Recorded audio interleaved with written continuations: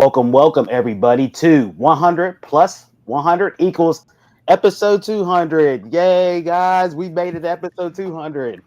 And to Dang, be and to be the pessimistic I am, I didn't think we was gonna make it here. it's hard to get a podcast off the show when your co-hosts want to be haters. So, like, We'll see if we make it to 400, Donald. kind of difficult. And considering 200 when we only go live once a week is pretty impressive.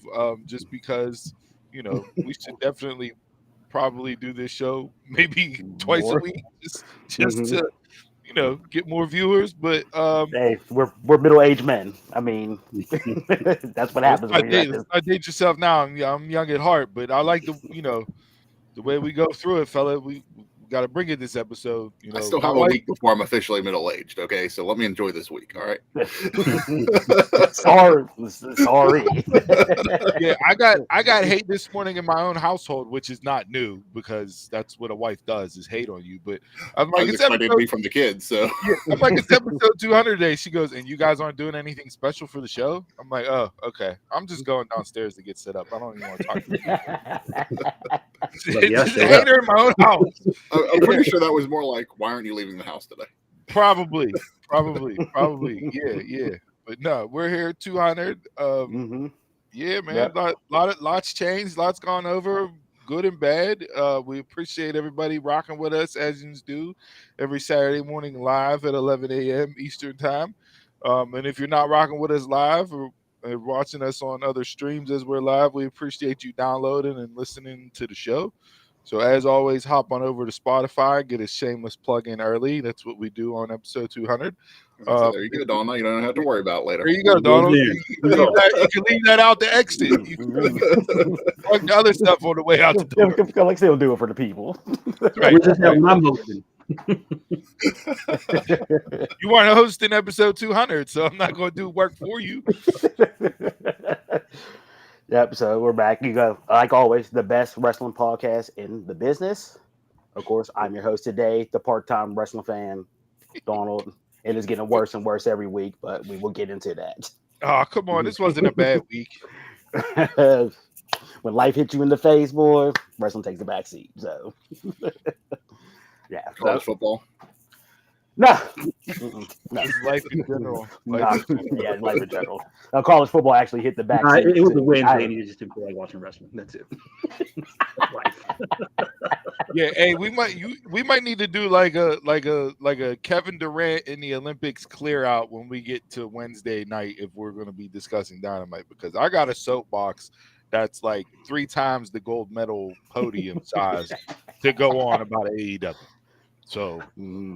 Yeah, so. Give us the Reader's Digest version this week, okay? We'll see. If you know me, if I can start get going, just clear out. I think we're going to start doing like a time limit on here for segments. Just go high. Yeah. So, I was thinking about things we could do since we full transparency. The shit we discuss live on air is pretty much just winging it. We don't prep for the show. We find it better that way because if you prep, then it doesn't come off natural and authentic. I was thinking about ways we could implement, like, I don't know, a buzzer or something that we could kick somebody's Mount Rushmore off the list or something to add a little bit more debate. So time limit, PTI version may not be bad. Put a clock up. I was thinking, can Steve wrap it up in under 60 seconds? Now, if I go short, can I lock my time, Steve? That's what she said, and that's what she said. So, some things happen in 60 seconds, and some things you gotta wrap up. Like it's like I'd like to pass my time to the white delegate to the left of me. Yeah. Oh boy. Yeah, so we got an intro topic for you guys. Then we will go through our mushes and our Mount Rushmores for the week, and then our game is a little debate this week. Nice. Mm-hmm. So for the little intro topic, I got 3 topics in this week in wrestling. They're pretty interesting ones too. Well, coming from the fan that don't watch wrestling, we got wrestling intro. Nice. Okay. I like wrestling trivia, So I mean, not trivia, but wrestling history. Yeah, the new stuff to go out here. Yes, you know But my let's game start. is- Mhm. So let's start with the latest. 27 years ago this week, Sabu and Terry Funk fought in the Born to Be barbed wire match, where Sabu won. And I think that was the first barbed wire fight I ever saw. And man, did that open my eyes with the stuff that they were doing, because I was not ready for that. Yeah, I wasn't getting the tape trade, so like the Japanese death matches and stuff, I didn't see and wasn't aware of what was going on halfway around the world. But yeah, I mean, it's the match that burned John Moxley, so I know Chris is happy because we got John Moxley out of that barbed wire match. Like, I didn't know that was the match that made him. So you know, well, I don't know my Moxley history. So hardcore, brother. It's Yeah, hardcore. hardcore. Yeah, hardcore. No, that was the first, like, because of the age I was when that match happened. That was the first, like, I watched the match and was like, holy shit, somebody's gonna die in the ring. Yes. Like, holy shit. Like, what did I just watch? Like, it took a while to process that entire match, and what those guys went through during that match was incredible. And yeah, as I get older, I think I need less and less of that in my wrestling. Sure. Mm-hmm. But at the time, it was like, who can I talk to that's around that has seen this match? Because I was absolutely stunned and shocked by it. I definitely didn't watch it live when it happened. Like it was like years later, like whenever I could get my hand on a tape of it or something. Like I don't even remember like whenever I first officially watched it, but that's a memorable match right there. Mm-hmm. Jason, any thoughts? Oh, I just said I was never a fan. Barbed wire, anything. Once it comes in, I'm out. Never a fan. Did you switch over to the Darth Vader mode on your new camera? Like, I think he's trying to hide from somebody. No, because my switch was upside down. I was trying to wait to go out to pause and turn it back on, and because I switched the colors, it was too. It's too bright. It's too much light for you. Right? Yeah. All right. The next one is 25 years ago this week. The countdown to the Millennium Clock expired, and Chris Jericho made his Raw debut. That was a good moment. Yes, it was. And went toe to toe against The Rock. I think that was the first time that I remember, like, having a spoiler debut or having a debut spoiled. Okay. I didn't know it was Chris Jericho coming for me, so I wasn't spoiled. Either. Yeah, he was in the dirt sheets back then. Tried to Sean Ross Sapp back then, too. No, absolutely not. Absolutely not. Day one right there. But it was like it wasn't like I was reading PWI and the Observer and all that. It was just like stuff you would see, because at that time it was the very beginnings of like the message boards and the blog, like, you know what I mean? Like there was stuff floating around, like AOL chat rooms. You was that deep in the game? Like, I was just looking up Francine pictures. You was that deep in the game? I was doing that too, but that didn't take a whole lot of time back then. Just like it don't take a whole lot of time now. So the internet you had. Sometimes it was like line by line. When that AOL download happened, you know, it was like, all right, I gotta find as much stuff as I can before the next phone call comes in and kicks me off the internet. So, like you had to click through stuff. You could have just. He was playing a whole different game of beat the clock over there.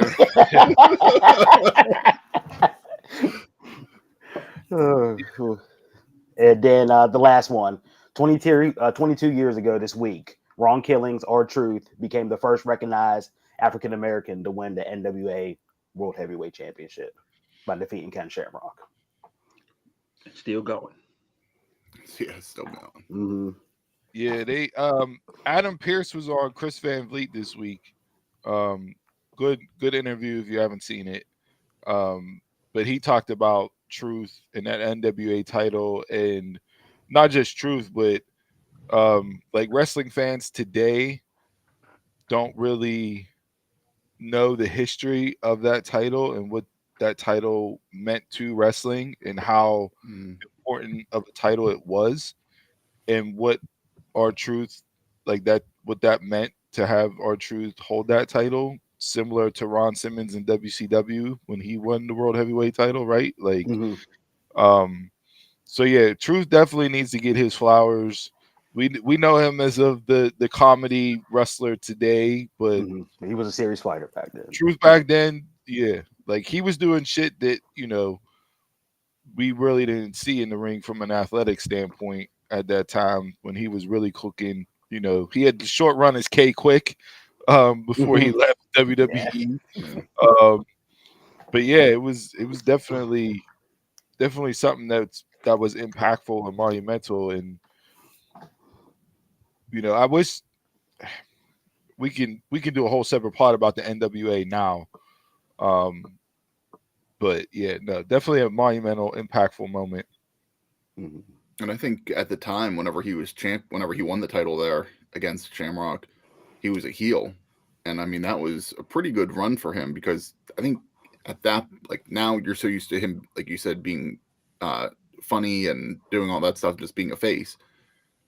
Like, he could make you hate him in NWA. Oh yeah, for sure. Like I wasn't a huge fan of Truth back in the day, but you know, he's grown on me over time. But like whenever I watched him, it's just like, okay, like I kind of bought into it. Yeah, no, he definitely got heat. You can't look at him now and think that he could do that, right? No. Because he's just been a babyface for so long. Like, you know, we all know the Miz turn is coming at some point. They planted a seed Monday night. So yeah, it's just one of those things where, based on recent history, you don't think how long somebody's been in wrestling to what they've done in the past. And he's definitely one where you look back and you go, Truth had a heel run? Yes. Yeah. And it was pretty damn good too. Yeah. Like, so, he had that short heel run with Miz when they fought Rock and Cena. The old Jimmy era. Yeah. Damn. Yep, so there we go. Yeah, but even that's carried over into little Jimmy being a babyface, right? Like, exactly. Yeah. So, you know what I mean? It was him being a heel, but it was more kind of going off on crazy. So it's like you could take that more as entertainment than as a serious heel.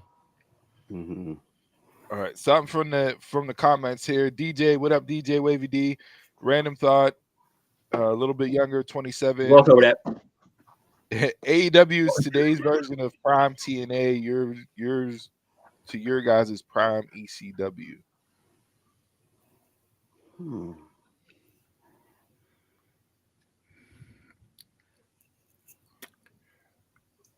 See, that's tough. Yeah, that is. I don't know if AEW would be considered more WCW for our era. Yeah, that's what I was thinking. It was more. And I don't know who I would put necessarily as the ECW right now. Like TNA might get that love, but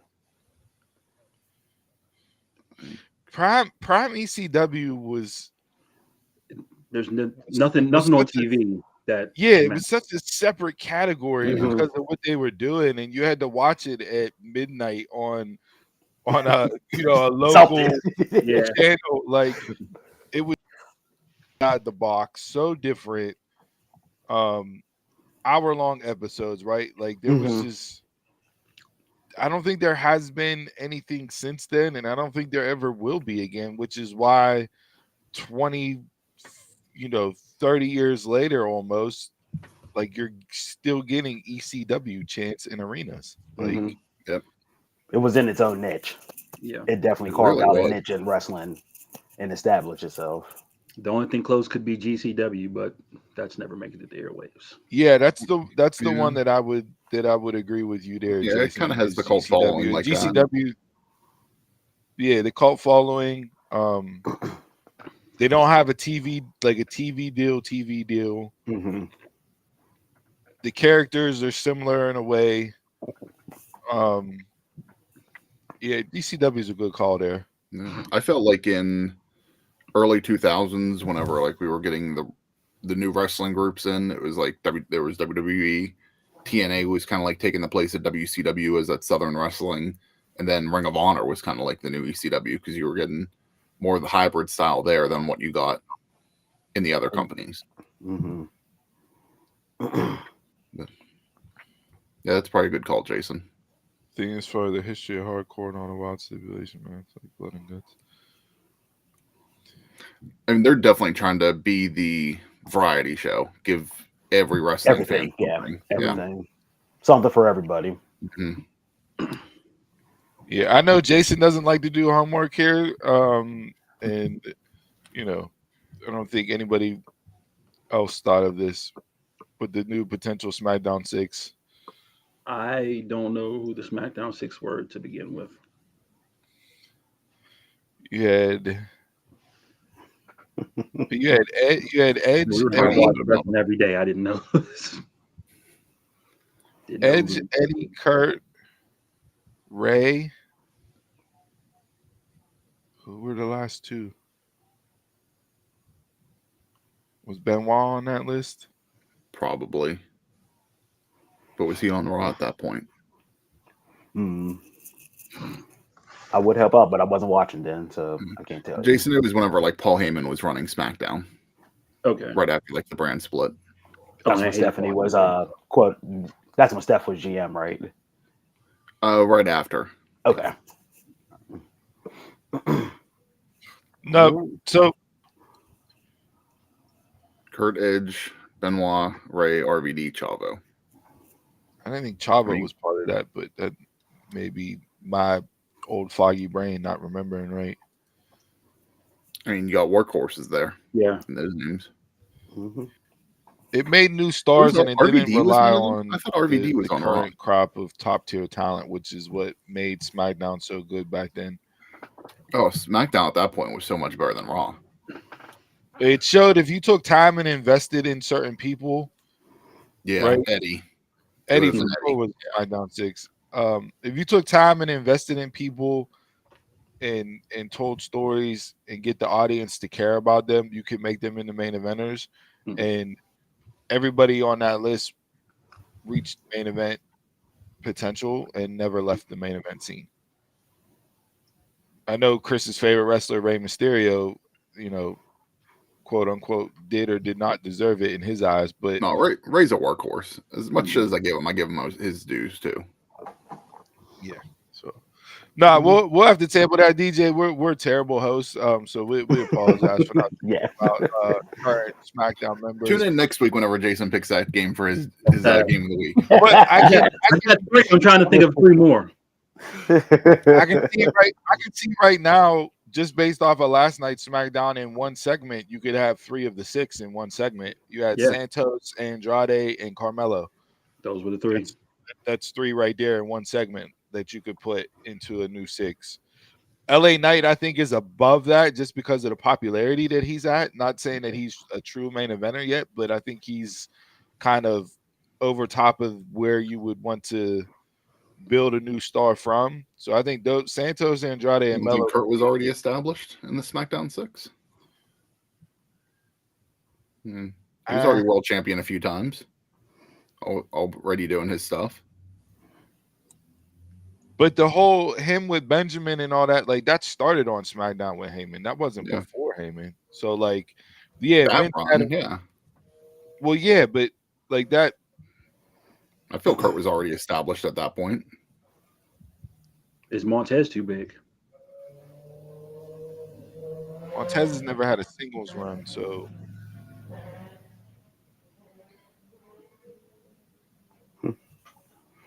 Yeah. All right.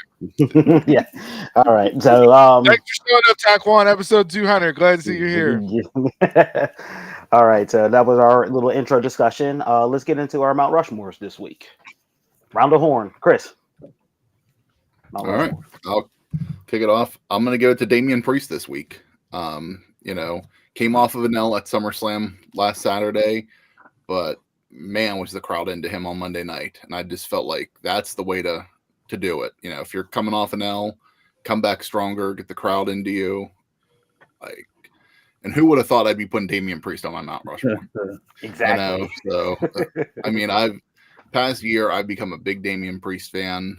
Love what he's doing. Interested in seeing where they move forward with this. The crowd's eating them up right now.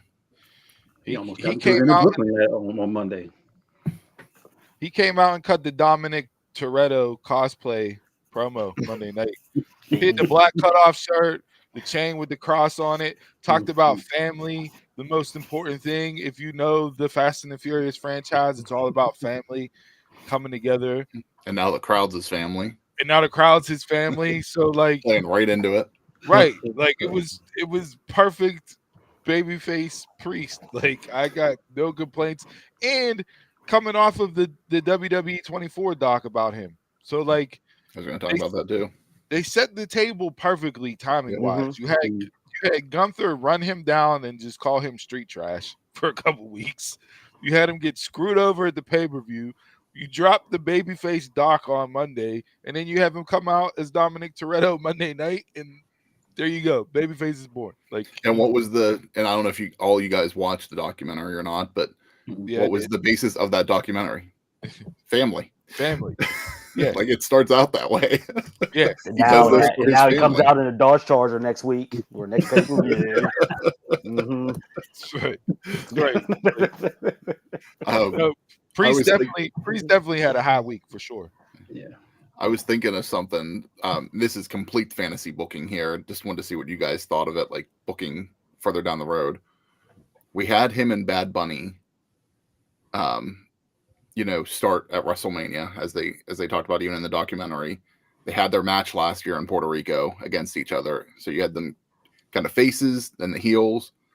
I kind of feel like next year could be a good time to go back to Puerto Rico and have him get that babyface championship win in Puerto Rico and have him and Bad Bunny kind of like patch things up again too.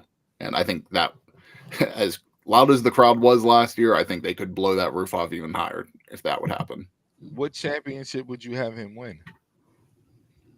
Depends where he's at, what they do. And I don't know if Puerto Rico's on the schedule for next year to go back to. I saw nothing's booked right now. So I saw today they're looking to take PLE to Italy next year for the first time. Santino's returning. Yeah. He'd have to give up, he'd have to pause duties as director of TNA. But yeah, no, you want to really stamp him as a true babyface. Yeah, have Bad Bunny come out, raise his hand, give him a hug after he wins the title in Puerto Rico. I mean, yeah, that's. Do you really win in your hometown? I mean, you want to give it to Puerto Rico, though. Damian Priest beating Puerto Rico's favorite son, Logan Paul, would definitely be tremendous. I love how Logan Paul came out at SummerSlam and said in his intro, it was from Puerto Rico, way of Cleveland. So, like, he even gave Cleveland second billing in his intro at SummerSlam, getting booed out of the building. So, not from Cleveland via way of Puerto Rico. Yeah. Like, that's a subtle heel thing. Yeah, it is. Think about doing, but it's like go backhand to the face. Yeah. Quick backhand. Yeah. But my one B for the week would be kind of going off of what Steve talked about with the 24. If you didn't watch any of the documentaries this week, Trish and Becky's biography or Damian Priest 24, even though it really wasn't a 24, but it was just more of a documentary. But all three, definitely good watches. So I don't have A&E on YouTube TV, so I gotta wait for somebody to upload it to actual YouTube and me search and find it for Trish and Becky. But I did see the recaps and stuff, and the Becky one was interesting because everybody thought it was like a retirement pendant because the way she signed off, and it was like, but it's like both of them, like Trish for sure, like they like I don't know when this was made. Like I can kind of pinpoint at the time frame because like Stephanie McMahon's being interviewed and she's labeled as co-owner and chairwoman of WWE.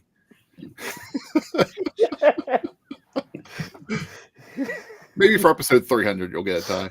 The hurricane this week delayed the shipment. Couldn't get it out due to the flooding down there. I hope you're good. I hope you're safe and I don't to deal with that. See, Taquan, I'm worried about your safety. Jason's not. So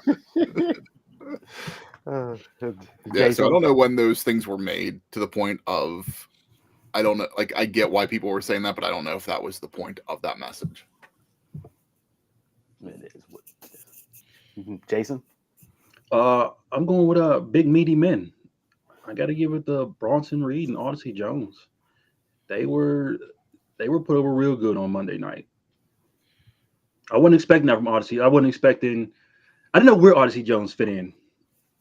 But when they came out and just put him with the Last Testament and cleared them out, I'm like, okay, that's the way to start. You just said that because you hate the Last Testament or the Final Testament. No, but you had AOP. Right. No, guys. You destroyed two good guys. So if you do that sidewalk slam to those two at the same time, you're going to get over with the crowd. Like that. I mean, definitely book that to a T with him. I did not see him getting bumped up to the main roster that quick. He's been on the main roster. He's been on the main roster forever. Mm-hmm. He was drafted last year. Yeah, he was. Yeah. So like it's like, all right, when is he gonna come back? I thought he would have, not that this isn't a knock. I thought the look would have been a little bit different just because of the time away for him. And the only thing that I don't like about it is Xavier was not feeling it at all. Mm-hmm. And they're continuing that story of Kofi just going outside and not even talking to Xavier about stuff. Like, oh, hey, I ran into him down the PC and told him we were having issues with blah, blah, blah, blah, and now he's here. Like, okay. You definitely see the you got to see rep. Right. And I mean, if you're going to pair him with Kofi to get him to learn more and work through certain things and all that, like that's a perfect match because Kofi's a veteran's veteran. So why not put him there to learn from somebody like Kofi that he can work with and travel around with and everything else. So I'm not mad at he has that New Day energy, but I don't want it to be New Day. Yeah. Just disband New Day altogether and you just be Kofi and RC. And Bronson, you talk about stamping somebody in one night. 6 tsunamis. 6. And the crowd was behind it, which was crazy. One more.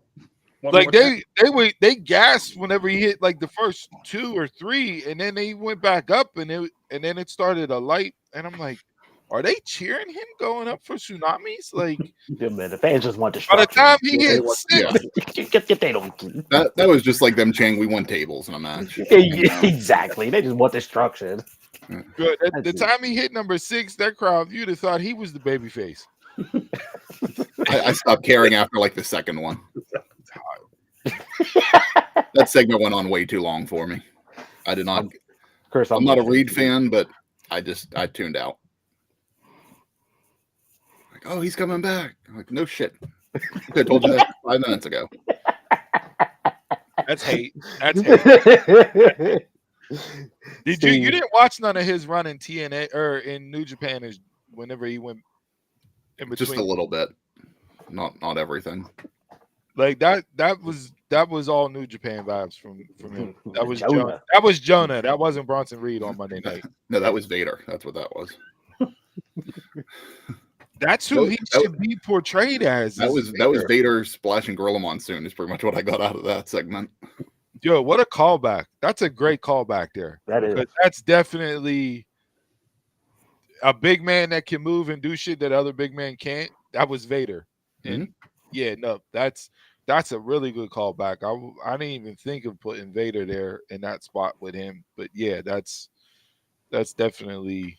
Apparently, we're getting just WWE 97 again because that was another thing that happened around there. So you got Hunter and Sean booking this stuff. Everything. These kids don't know. Rebook. All right, Steve Rushmore. I had a lot of choices this week for me. Jay brought up Bronson. Chris with Damian. Really enjoyed Josh Alexander on TNA this week.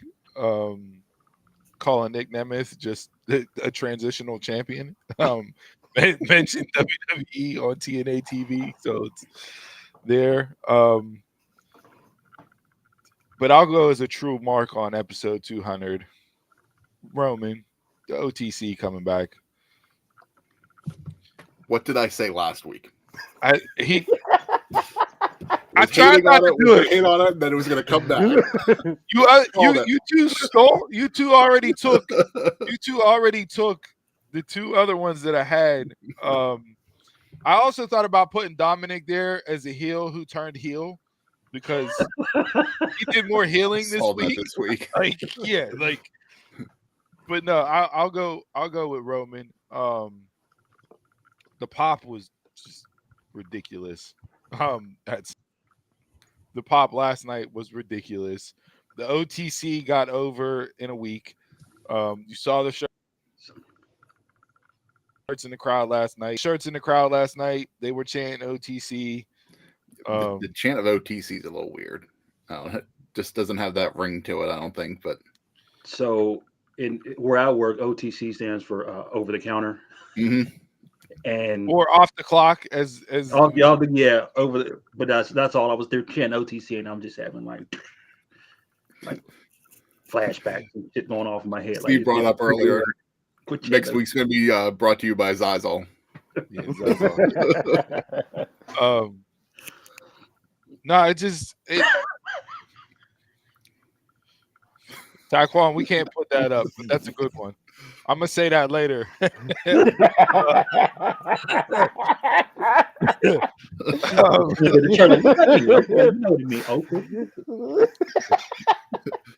Acknowledge me.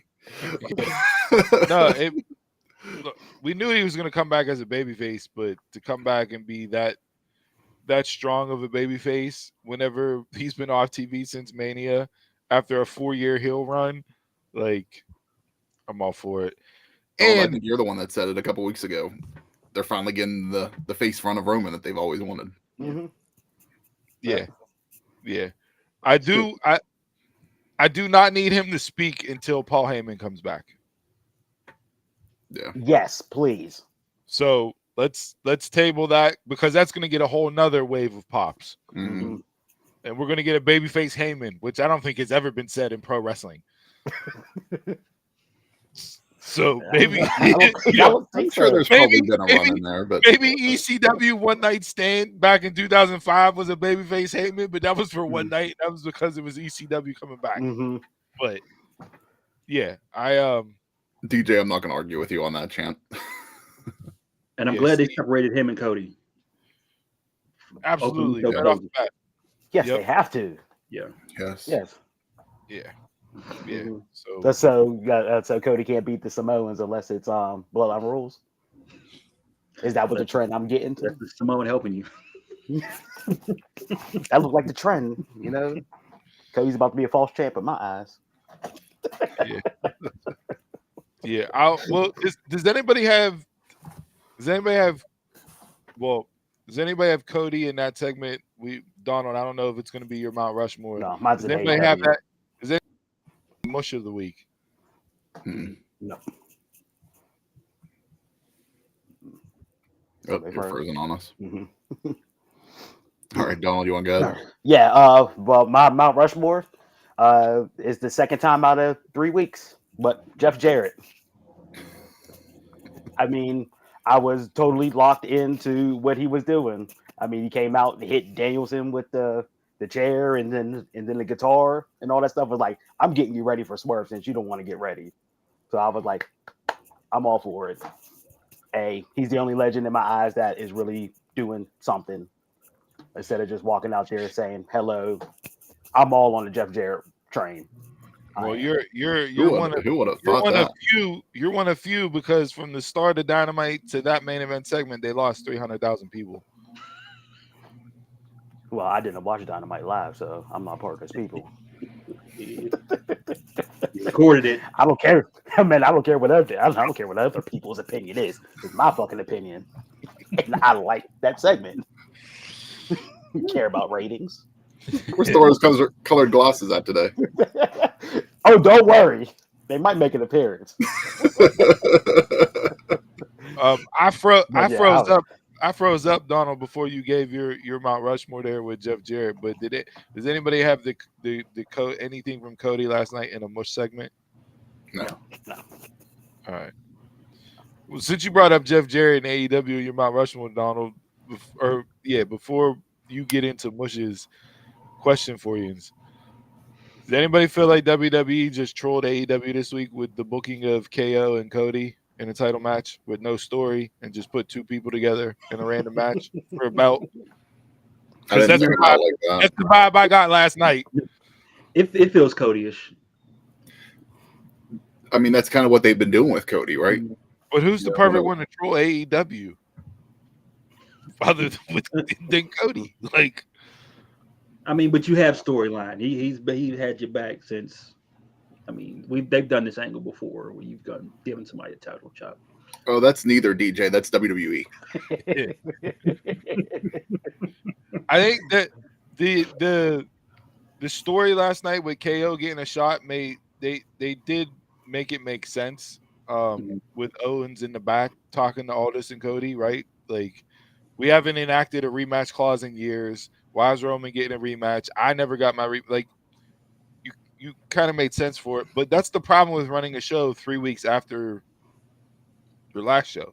Mm-hmm. Like, Orton and Gunther makes more sense because Orton's shoulders weren't down, so you have that story. I'm fine with that. Yeah, I'm fine with that. That's a great first match for Gunther too.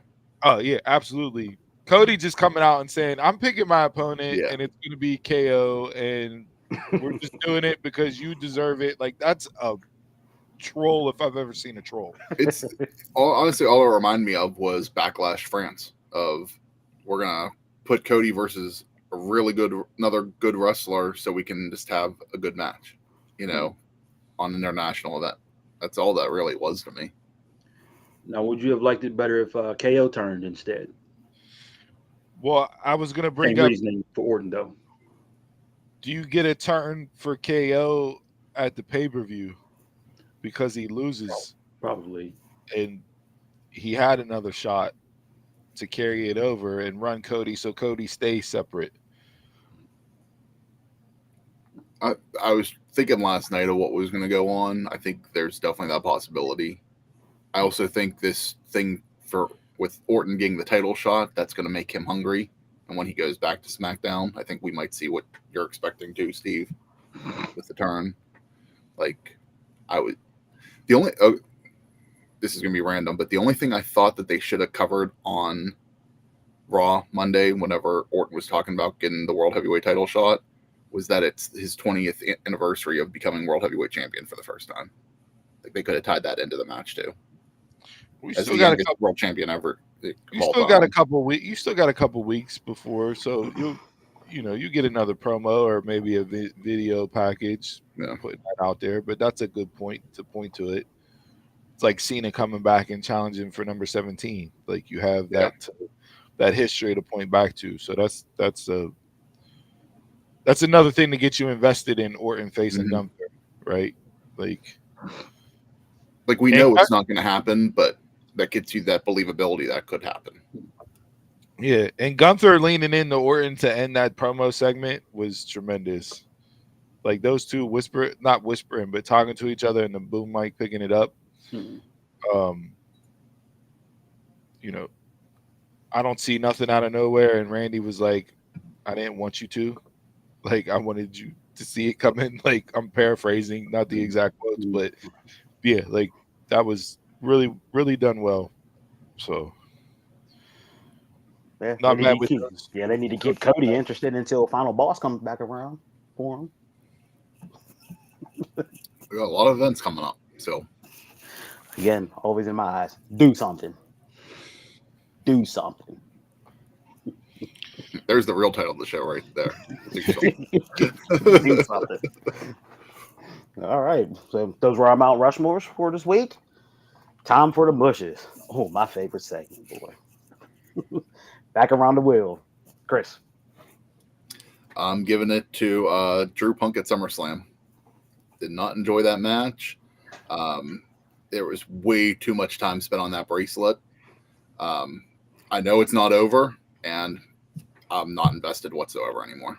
I'm over the three of them together, and I know we still probably got at least 2 months or more of this shit. So Seth, the Bronson attack was to write off Seth because apparently Seth has injuries right now. Okay. Which is why he was inserted as the referee at SummerSlam. And I don't, he had the knee issue going into Mania. But the rumor is it's going to be Punk and Drew at Hell in a Cell at Bad Blood to main event. Okay. So I don't know why you would want to put Fragile Punk in a Hell in a Cell match, given his list of injuries right now. Injured. Like you would say Saturday, Chris, injured. Yeah. The man got injured in his entrance one time. Come on. Well, we've seen a lot of people do that. Sami Zayn did that. He tore his shoulder, doing a fist pump. Vince got injured stepping into the ring. My problem with the whole Drew Punk Seth thing, and it carried over again to Monday night, this damn bracelet's getting more airtime and more story pump than the freaking wrestlers. And the person that created the bracelet and gave it to Punk hit him up this week like, hey, can I get some compensation sent my way because you made my item that I made into a storyline on your TV show? Is it being sold? No, you're good. It's like the tattoo artist that sued WWE because Randy Orton's tattoos that he did were in the video game. Like, can I get my money for my art being shown everywhere? I mean, that's different. You're in the video game. Well, there's a bracelet on a pole match in 2K25. Then I want my money. Give me my money. It needs to stop. The bracelet is what I'm here for. The storyline. The bracelet was just too much. I was hoping that was all going to wrap up into a nice package at SummerSlam. And no. Oh, of course not. No. You saw Drew like he was flossing it like it was Shador Sanders, after every touchdown. Watch your hands.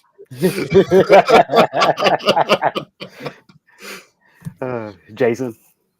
I'm going to just go with Trey Miguel. Just Trey Miguel. Like, why were you crying after the match? You weren't even in. What are you talking about? His best friend turned on him. He was crying before the turn. He was crying before the turn because they lost the titles and it meant something for them to win the titles. No. There's no crying in wrestling. Man, there's a lot of crying in wrestling. Between him and Wes, Wes is on another level. I was gonna put Wes as my Mount Rushmore just to piss Jason off because of the heel turn, but no, too late. I'm already out. I'm already off that train. Too late. You wanted him to do something different. He turns heel by turning on his best friends who saved him from retiring from wrestling, and you're out.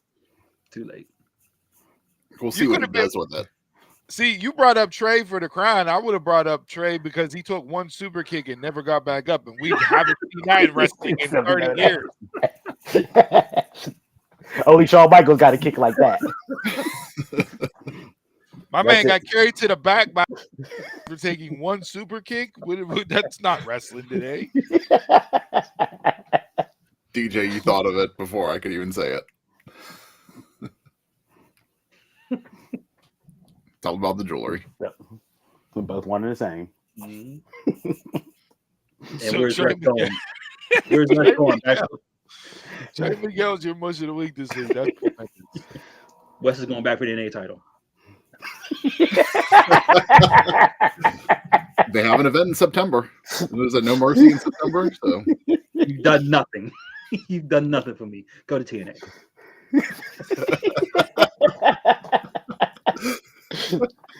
Do you get the blowout or the payoff match in TNA with? He froze up again. And no. I would hope. Would so. you put that match Just to give in him TNA? something. Yeah, I think I'm on that side of the fence too. Where do you do it? You do it in TNA or you do it in... I would do it in TNA. Yes, I would do the TNA.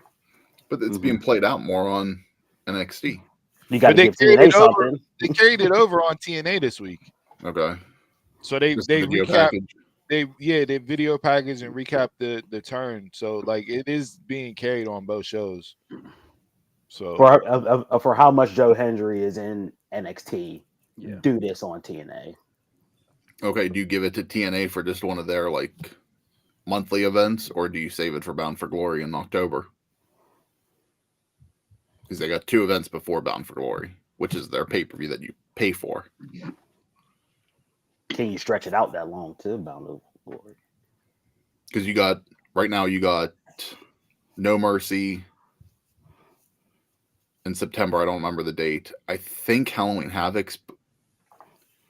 That actually might be the day after Bound for Glory. And then what you're going to have? 2-on-1 handicap match?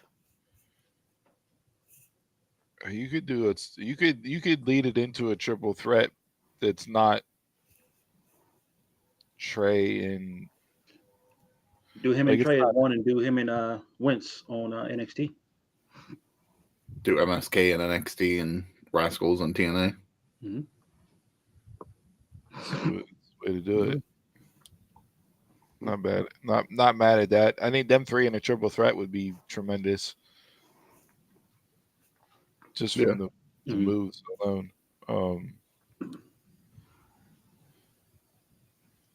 Halloween Havoc. Yeah, is it the day after Bound for Glory? Because Bound for Glory is the 26th, and I don't know if Halloween Havoc's right before or if it's the day after. Our research and development department can fact check that. Steve, your most AEW.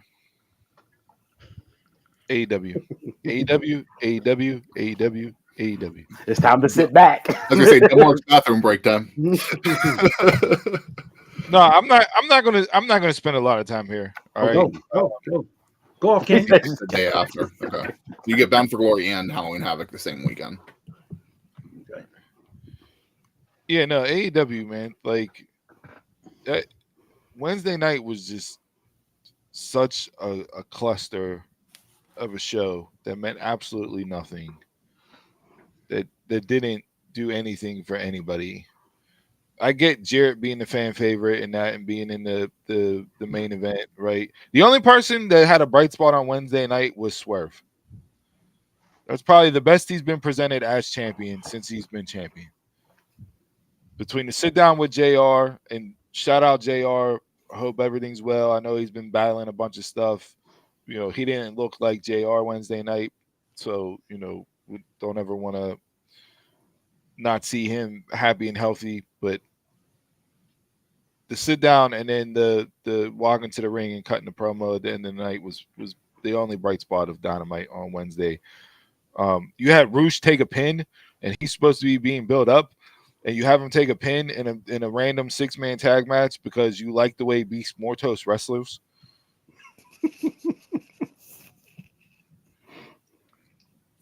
You have the Young Bucks who haven't been on TV since Blood and Guts because their contract is by date specific and Tony Khan doesn't want to pay them to show up. When did they get the Hogan deal? Last contract. How can you have the tag team champions be on a by date deal and not show up to TV for anything? So you're getting a triple threat at All In because hey, it's a big deal, it's a big date, bring them in. But we're gonna have FTR and the Acclaim carry the tag team. Yeah. So they're just beefing for no reason. I was shocked at that. Yeah, they came down, started screaming at them. I was like, well, hold up. I thought everybody was the face around here. Like there was nothing. You had MJF open the show with Kyle Fletcher, and Kyle Fletcher is going to be a star. Hopefully, Kyle Fletcher is going to be a star. Hopefully. But the main emotional investment tie-in for that match happened off screen that they put on social media. I didn't even see it. The promo with it was Ospreay and Fletcher sitting in the back. Fletcher is bloodied up because he got color. and Will's talking, and Fletcher's like, "Yo, why didn't you hit the Tiger Driver? Like, you gotta come with it, dude. We still playing this up. Yeah, but there's an emotional tie-in. Other than MJF just being an obnoxious American because he's wrestling in Wembley, that's not going to get me over and invested in Ospreay winning either. The reverse Rocky Balboa, Rocky 4 is not going to work.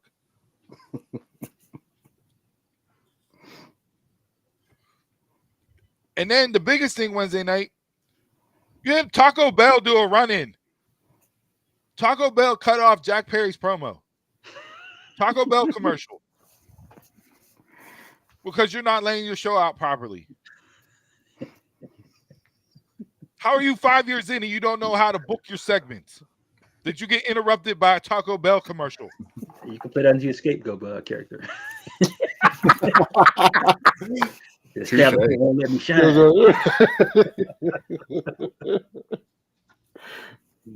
And then they all have bad production stuff like that. But WWE's not getting cut off by WWE just had Rhea's segment return a couple weeks ago get cut off at the end of the night because they didn't time it properly. Yeah. They weren't interrupted by a Taco Bell commercial talking about a cheesy burrito when Jack Perry's like, none of this matters. Ding! You can get this cheesy burrito for $3.99 in the breakfast. Are you more upset about the promo getting cut off or the Taco Bell commercial?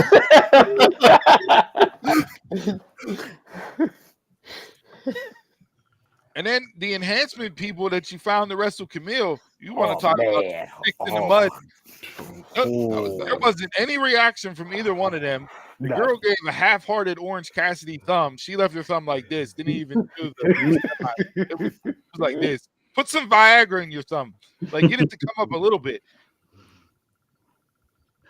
And Mercedes, Sasha Banks is my number one. Mercedes is my number one as far as women's wrestlers go. Who the hell is writing promos for her?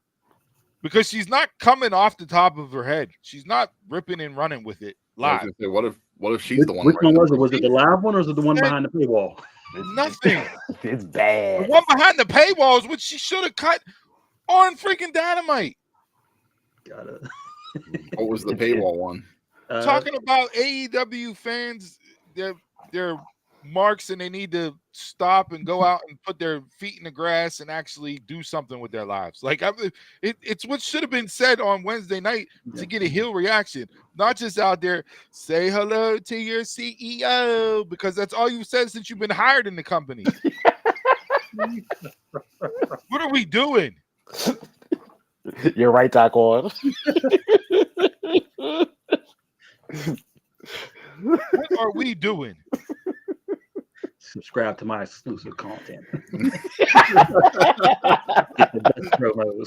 That's what we're doing. OnlyFans is for promos. I think hers is on IG subscriptions. Okay.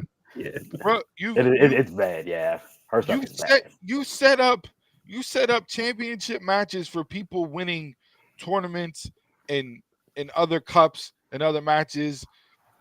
Danielson got his shot at winning the ON. You have Darby getting a title shot because he won whatever battle royal. Now you have the all-in Rumble for another title shot at the World Heavyweight Champion. When are you going to tell a story and build up somebody to challenge for a title? Why? So we get Swerve and Hangman 3 because Hangman's going to win this all-in Wembley Fish and Chips Battle Royal? Is that what we're doing? You won the Fish and Chips Cup. Here's a title match. You have story there. Run with it. Yeah. Hangman can walk out with a warm Guinness.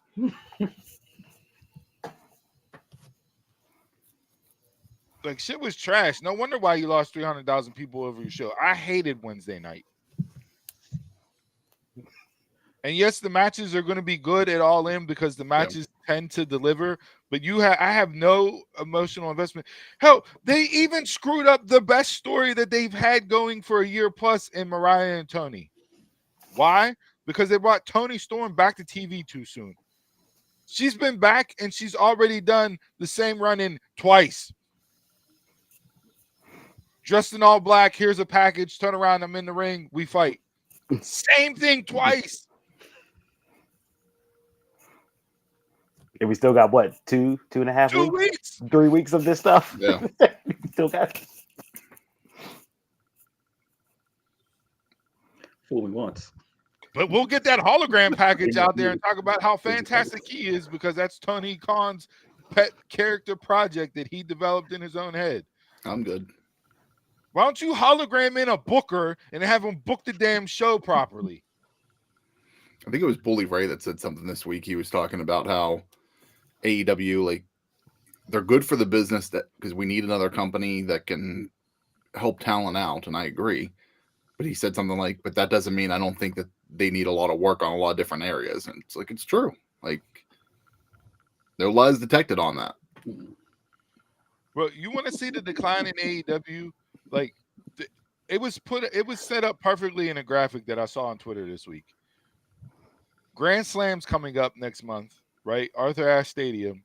The very first Grand Slam, it'll be year 5 for Grand Slam, or year 4 for Grand Slam. Year 4. The very first Grand Slam had over 11,000 people on it. Last year's Grand Slam attendance, 3,200. You lost 8,000 fans in 3 years. And what was the biggest market? Well, I would say Chicago's their biggest market. But at the time, Dynamite was growing their biggest numbers in New York. That's why they did Grand Slam there. Like, point to something that made you care Wednesday night, and I'll tell you a reason why it should. Outside of Swerve. Past 2 weeks, I've said Dynamite's been nothing but meh. I agree with you. I think All In's still going to be a great event, but yeah, it's like the interest I had in July has changed my interest in August. But it was probably their worst Dynamite of the year. I mean, it's a trend right now. The past few weeks haven't been good.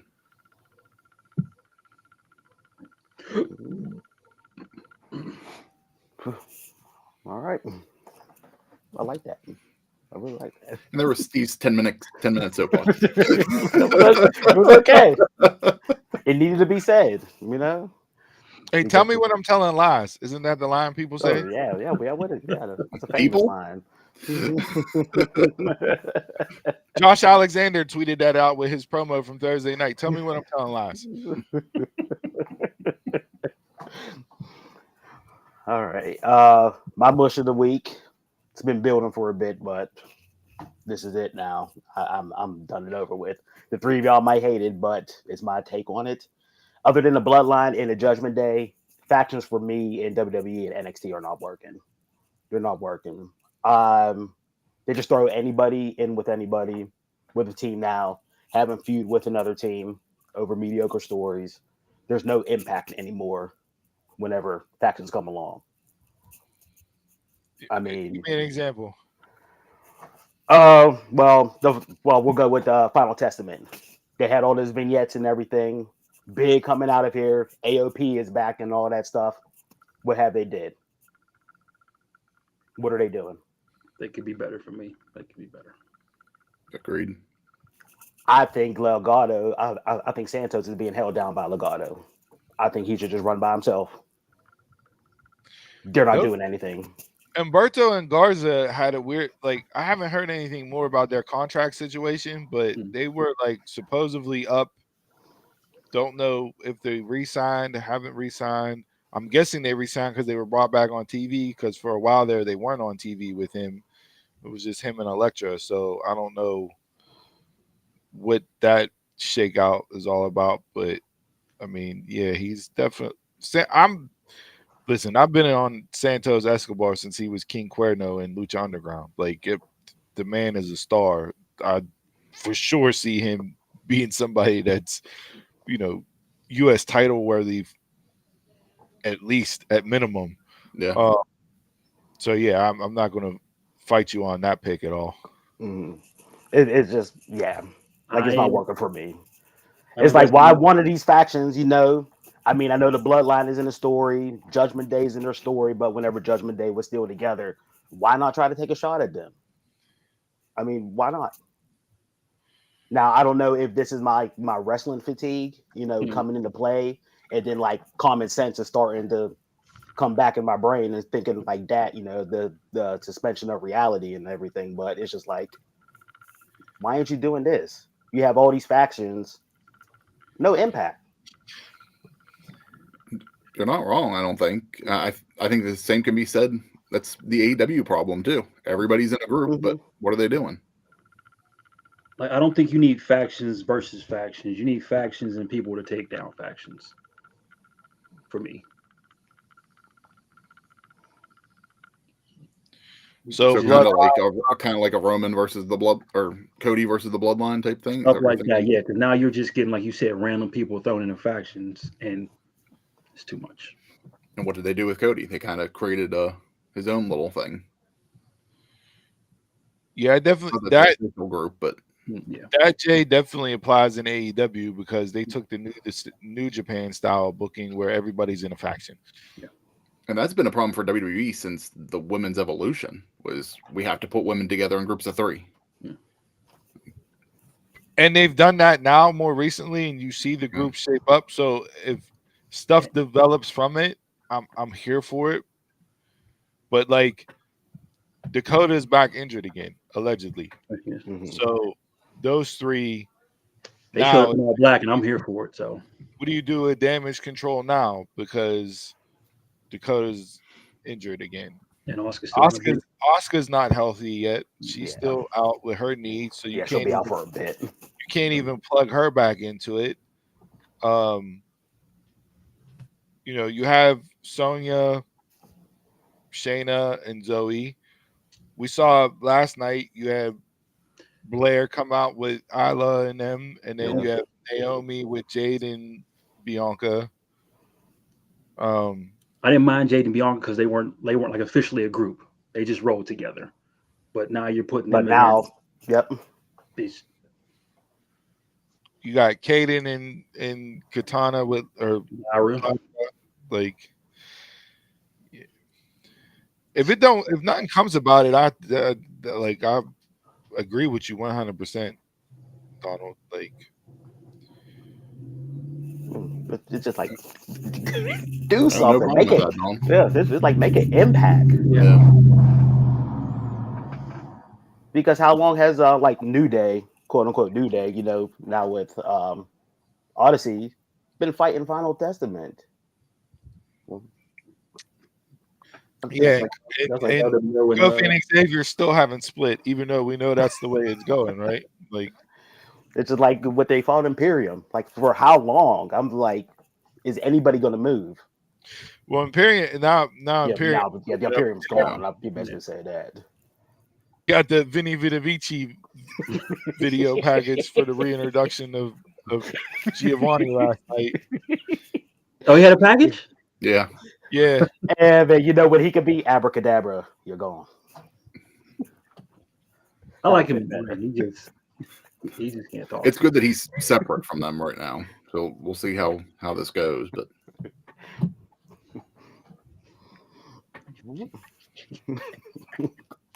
all right, those were our wishes for the week. Time for a game. Let's get this debate going. Now, is this your list of top 10 gimmicks, or was this pulled from somewhere? This is not my list. This was pulled from Rabel.com from writer named Matthew Anderson, and he came up with his top 10 gimmicks of all time. He has Undertaker number 1, Mankind number 2, Kane number 3, Hollywood Hogan number 4, The Ultimate Warrior number 5, Goldust number 6, The $1 Million Man number 7, Crow Sting number 8, Broken Matt Hardy 9, and The Hurricane at 10. Jason, kick it off. Hardy off the list. Terrible. How Hogan is number 1 is, the man is still living the gimmick. I guess he is back to Hollywood nowadays, right? Because he's living kayfabe and Taker isn't. Now that he's Mark, that changes it. I think Hogan's technically American-made Hulk Hogan right now, not Hollywood Hulk Hogan. But... It's a different part. We're not getting. Yeah. I don't know if Ultimate Warrior got to get off this damn list.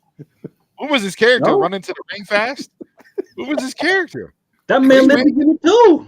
He ran to the ring, hit the ropes twice, did a splash, and ran back up the ring. Ran right back up the ramp. What character is that?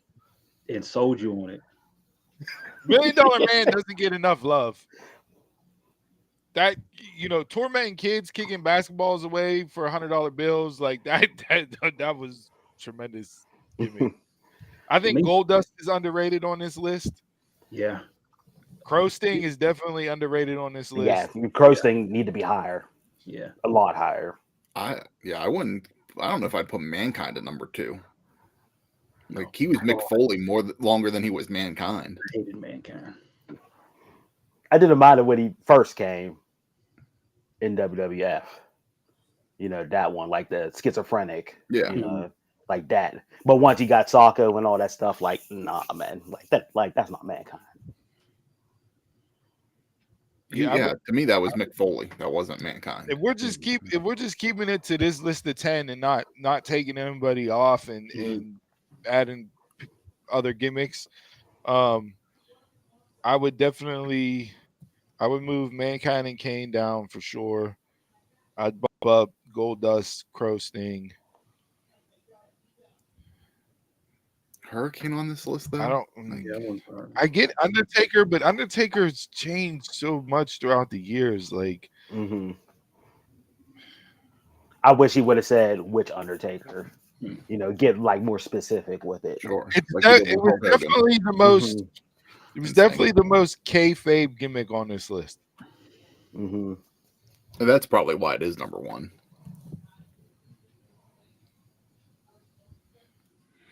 From a personal fan favorite, I would go. I could make an argument to leave Taker at 1. I would bump Crow Sting up to 2. Yeah. Same. Yes. Okay, yeah. Because, like you said, he had a whole year where he didn't talk. It was 18 months of silence. Yeah, 18 months of silence, and he got over like Rover.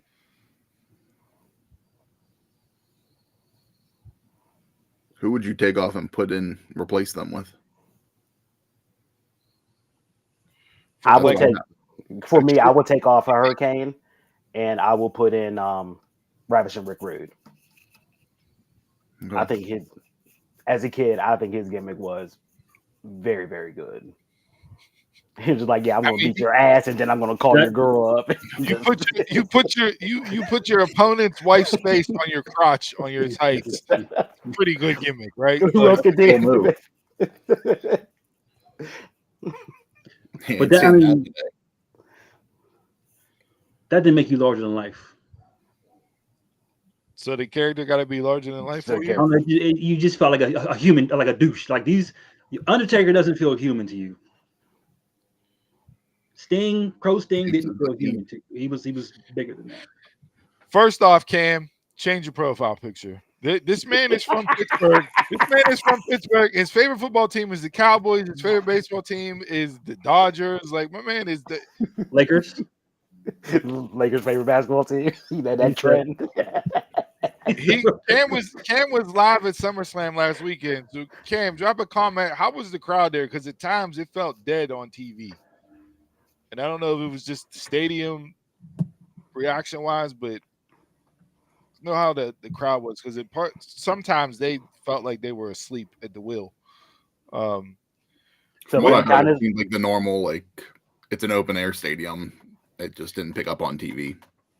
I'm gonna go outside the box with putting somebody on this list and not a true wrestler. I'm gonna put Bobby Heenan, the Weasel.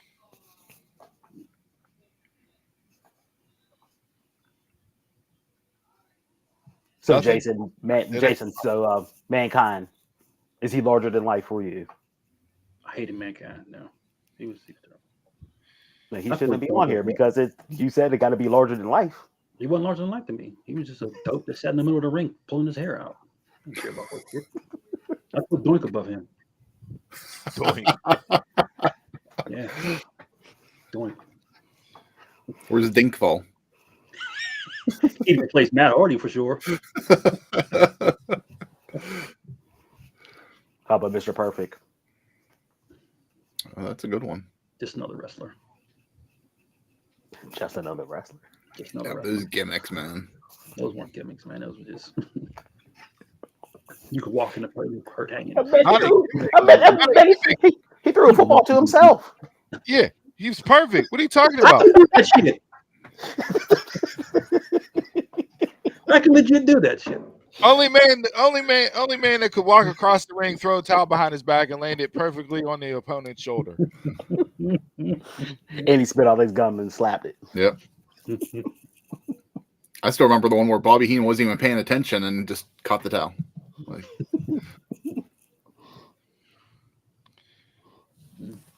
so the crowd definitely wasn't on. Damn. That was the beginning of the show. Yeah. That's the way I felt about the show, though, too.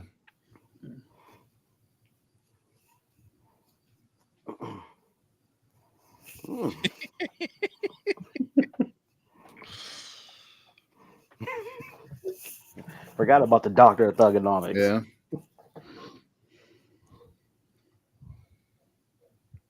Like, that's one of those ones where I just, like, do I break them from the character? You know, like, 'cause he was John Cena for so long. Do I consider that a character?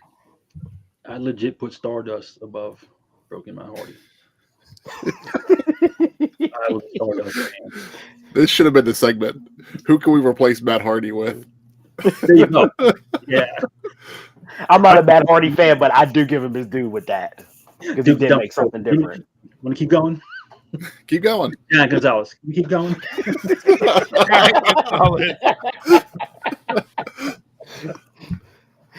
So you say Repo Man was better? Huh? Jimmy Hart. More memorable.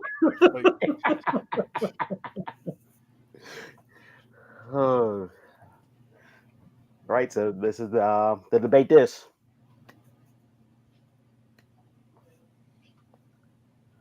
All right. Any quick hitters, got fellas? Yeah, I got some quick hitters. First off, rest in peace to Kevin Sullivan, Taskmaster, passed away yesterday. I know WWE gave him a very, very good video package last night on SmackDown. They did. I was a little surprised to see it because he wasn't a WWE, WWF guy. Not at all. Maybe that's because Hunter was there and had time in WCW, right? But I'm glad to see he did get his flowers. Should have gotten his flowers a lot more than whenever he passed away.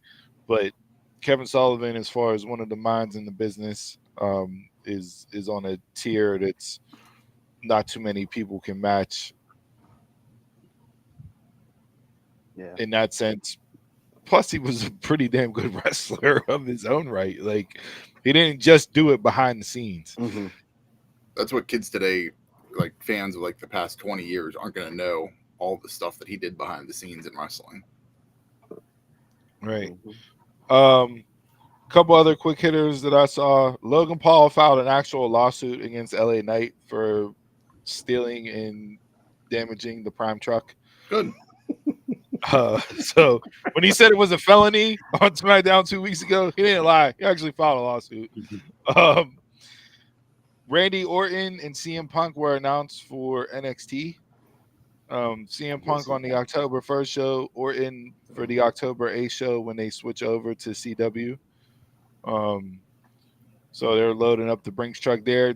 So I know the first one is going to be in Chicago, I think I saw.